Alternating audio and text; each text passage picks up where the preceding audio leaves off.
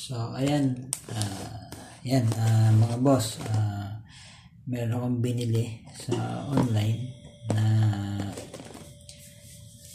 shock. Ito pang Aerox 305mm. No? Owens yung brand. Shock to na pang Aerox. So ito yung bala ko ipalit dun sa stock ng Easy Ride na 150M kasi sobrang tagtag talaga dun mga boss. Napakatagtag at sakit sa katawan. So tingnan natin yung laman nito.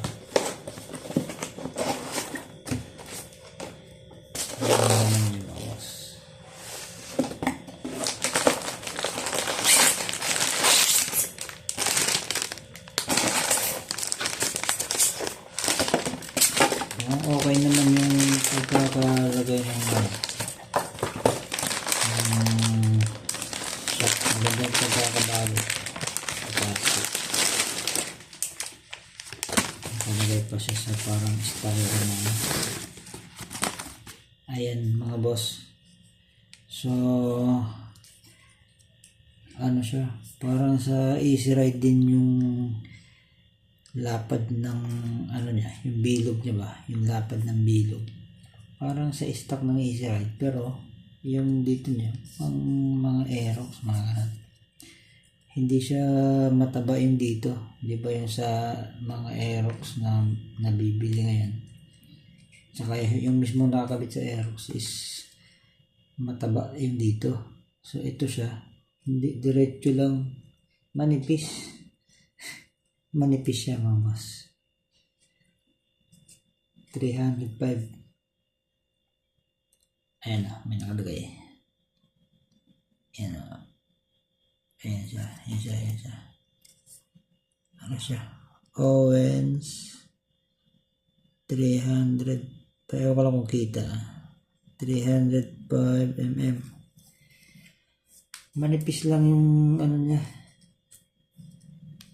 Ewan ko lang kung tatagal to. So ito gagawin pa lang natin.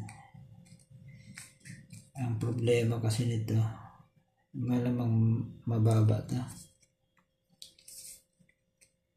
Ang problema ito, kailangan ito ng lifter. Tingnan natin kung malambot.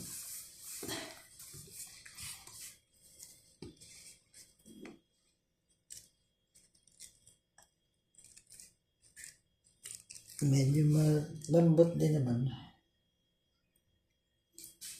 Ewan ko lang kasi dalawa to so pag dalawa na nakakabit medyo matigas na siya. So stop ko natin ito. Ayan, na sila. So maganda siya, hindi na kailangan maglagay pa ng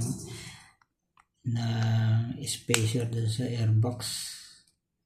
Kasi yung sa iba, napapanood ko rin sa YouTube, naglalagay pa sila ng spacer. So ito, hindi na, kasi sigurado hindi tatama to sa airbox. Dahil manipis lang siya. Napakanipis ng ano niya, katawan niya. Parang stock ng Easy Ride. Nga lang, yung problema ito, sigurado lowered to. Pero susubukan kong ikabit ng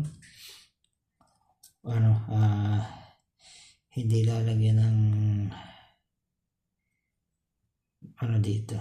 Pero sa tingin ko kakapusin to. Yung stock natin na tornilyo dun, malamang kakapusin. Then iba ang sukat nito Tingin ko lang mas malapad to. Kailangan mahaba yung tornilyo dito.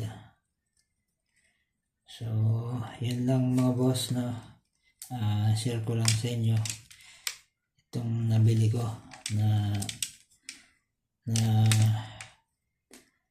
shock na ipapalit ko sa Easy Ride. So mag-update na lang ulit ako pagka magkakabit na ako. So isi-share ko sa inyo kung ano yung mga dapat na gawin dito. At siguro bibili pa ako ng tornilyo nito na mahaba kasi yung stock na isaktuhan lang yan, so kailangan ko na mahaba. So yun lang mga boss, abangan nyo na lang sa next video yung kung maikakabit na natin to. So yun lang.